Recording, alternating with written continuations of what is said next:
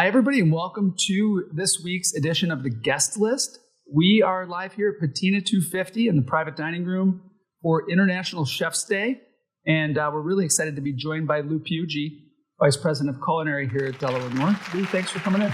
Thanks for asking me, Phil. It's great to be here. Of course. I last saw you at the Ryder Cup, where the food was fabulous. Thank you. We've been talking a lot about the Ryder Cup the last couple of weeks here on the Guest List. Any last impressions?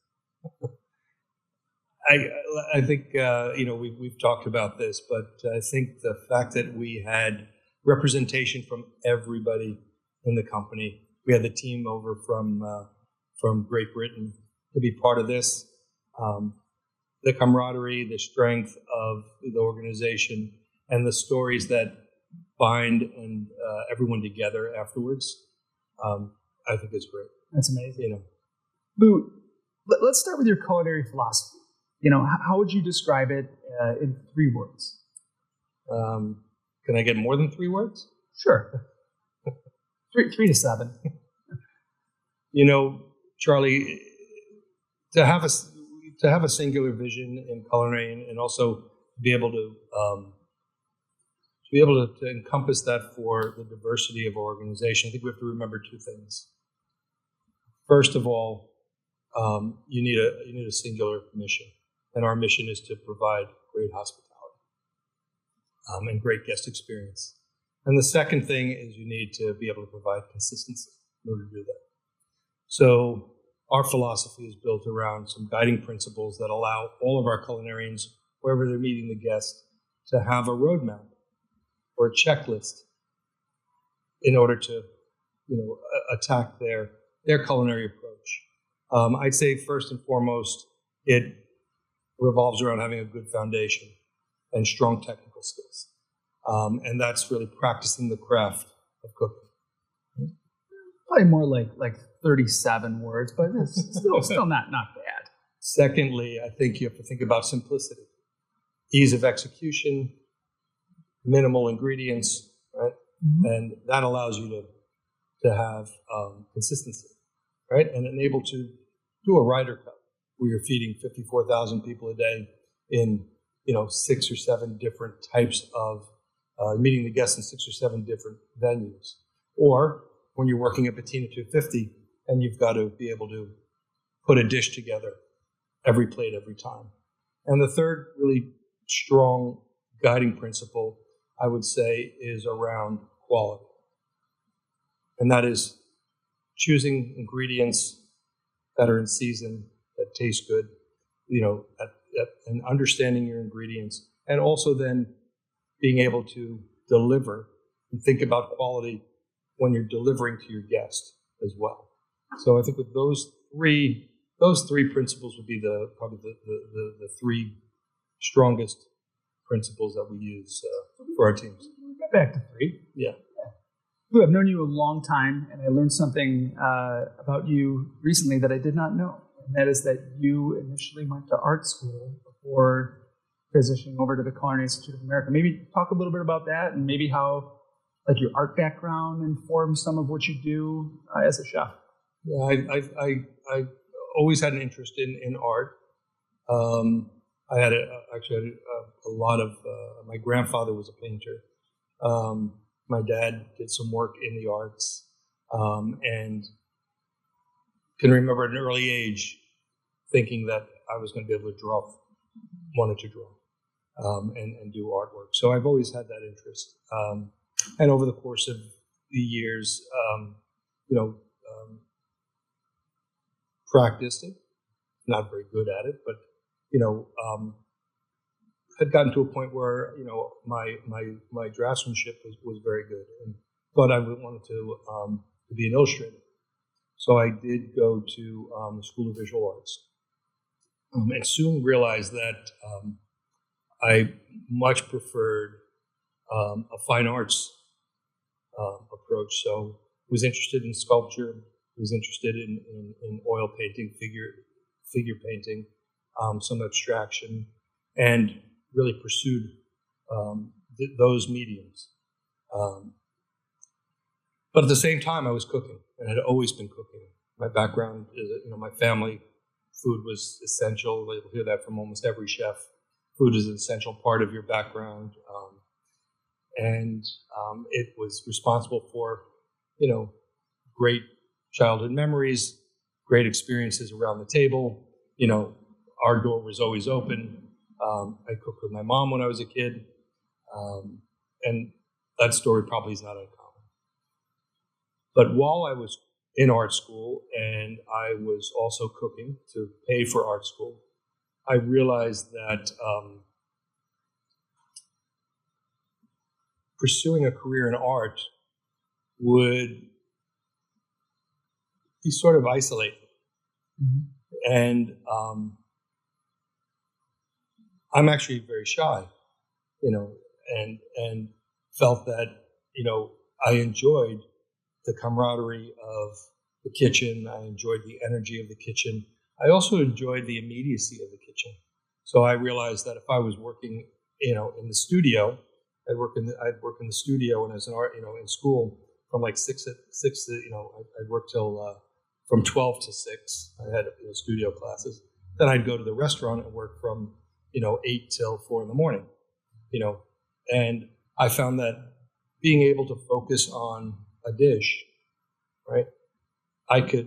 There was immediacy in that, right? And I could then repeat, and I could make small adjustments. I could improve upon it. I can see the improvement right away. And I could also then be in this environment that was energetic, that, forced me to be more social than I wanted to be. And it was much more fulfilling. So I then decided to pursue a career at the Culinary Institute. That's awesome. Mentorship has been something that's been really important to you in your time with both Patina Group and Delaware North. Talk a little bit about that and what it means to you. Well, I mean, I hate to say this, I have a 40-year professional career. And I wouldn't have the opportunities that I have today if it wasn't for several people that were impactful in my life. And mentors come across and have come across in different periods of my life, early in my career, later in my career. And mentorship, I found that to be something that really is important because, again, it's important to give back to those who are coming up, to share your experience, to be able to provide insight, to help folks, other chefs, to grow and possibly I could help them with their career like I was helped. The other thing is I have 4 kids.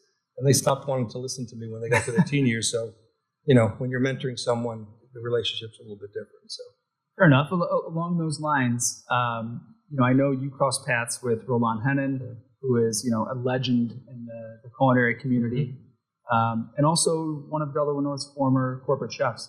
Talk a little bit about your time with him and what impact maybe he had on you. Yeah, well, Roland was my instructor at the CIA, Culinary Institute. He was the chef at the Escoffier Room, which was one of the last restaurants that you went to when you were just before graduation. And he was feared. I think he liked the idea that he was feared. And it was a different time. You're talking 40 years ago. So the industry was a little bit different. It was tough. And, students would deliberately transfer out of his class, because they didn't want they didn't want the scrutiny. But I had no issue with that.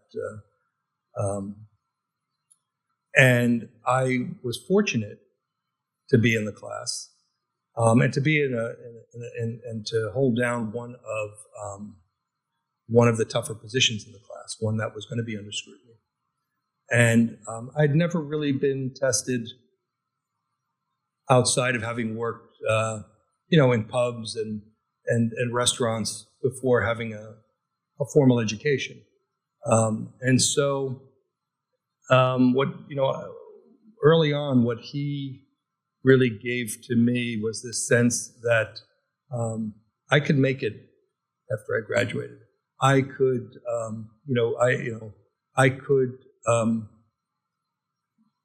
I could be confident in the fact that I had learned some skills that were going to be, the basis of a foundation to a culinary career. He was tough. He forced you to think. He forced you to question yourself. He challenged us and challenged me in a way that prepared me for the world I was going to enter. He didn't sugarcoat it.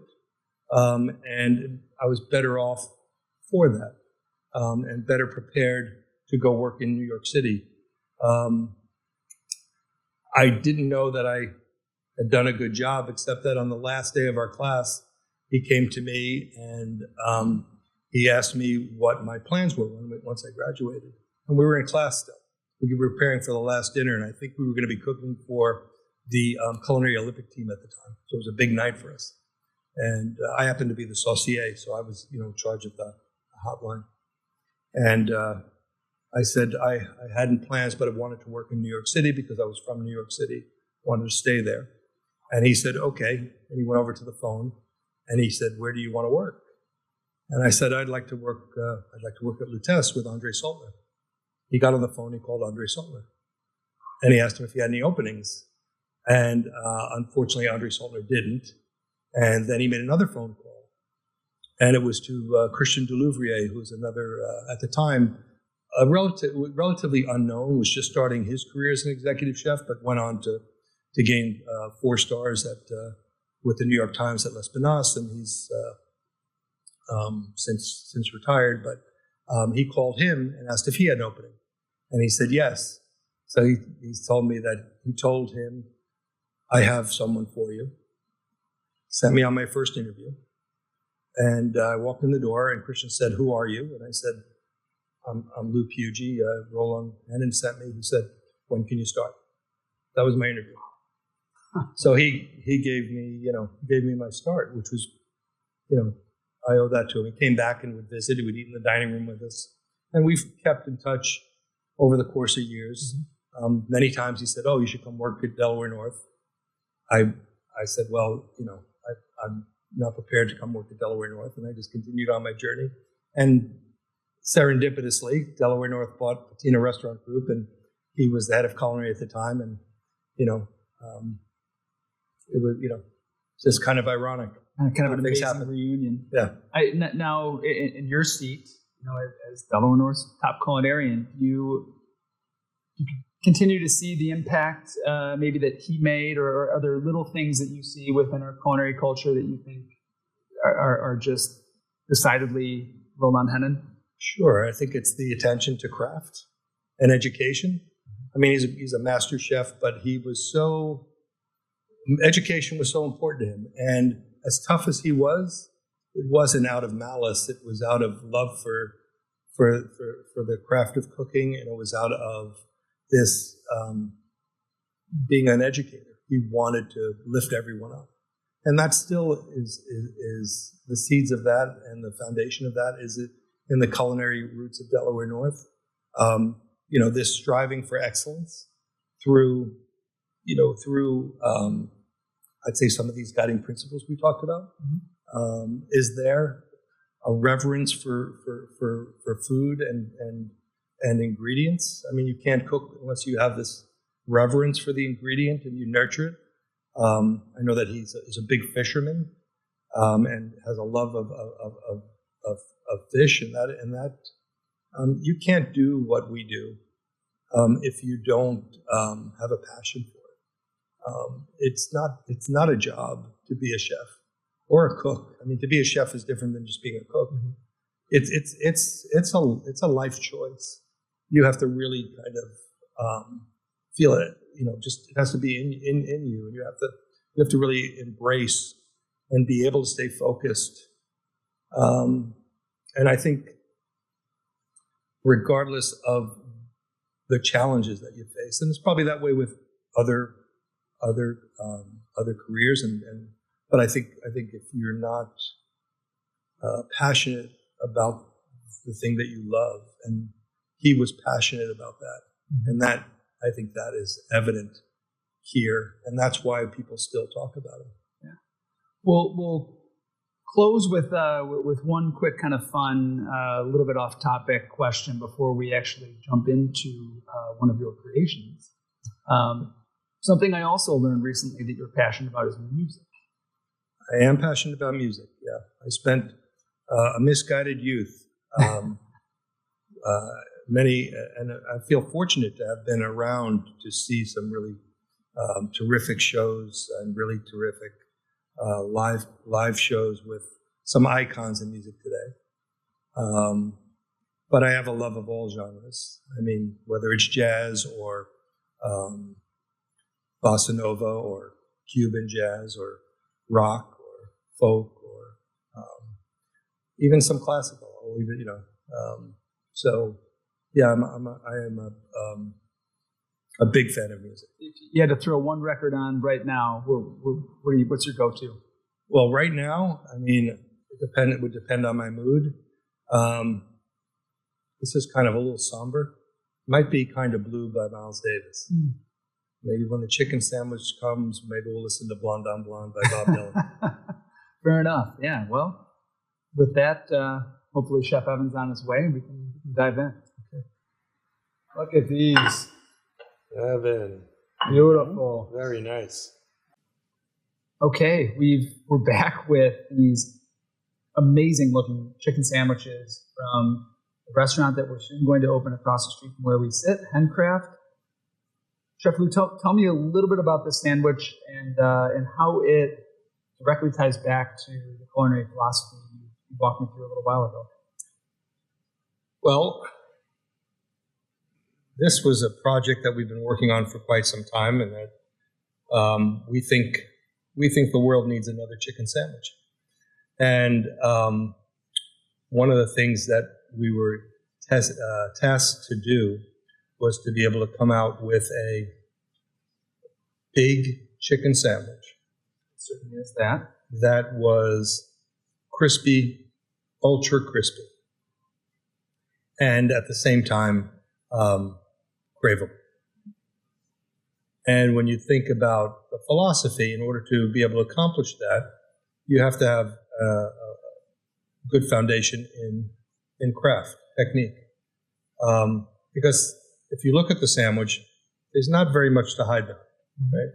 You've got a bun, you've got a piece of chicken breast here, you've got some coleslaw and pickles. Can't hide behind anything there. And so I think it's important to make sure that you have the right bun, because every sandwich starts with bread, and bread's important. I think handling that bread correctly, questions that you ask are, is it toasted or not toasted? And what does that do to the bread? A lot of questions you ask about that. So I would say that it's also very simple. It's 3 ingredients, basically. So between technique, properly sourced ingredient, and simplicity, that is the roadmap to coming up with a final dish. But when we close here, I'm obviously going to take a huge bite of this. I think I'll join you also. You most definitely should. What is kind of the flavor profile that I'm hitting? You talked about the coleslaw and the pickles, kind of sandwich between. What am I experiencing with the chicken itself? Is it spicy? Is it the chicken is slightly spicy, slightly sweet, slightly salty.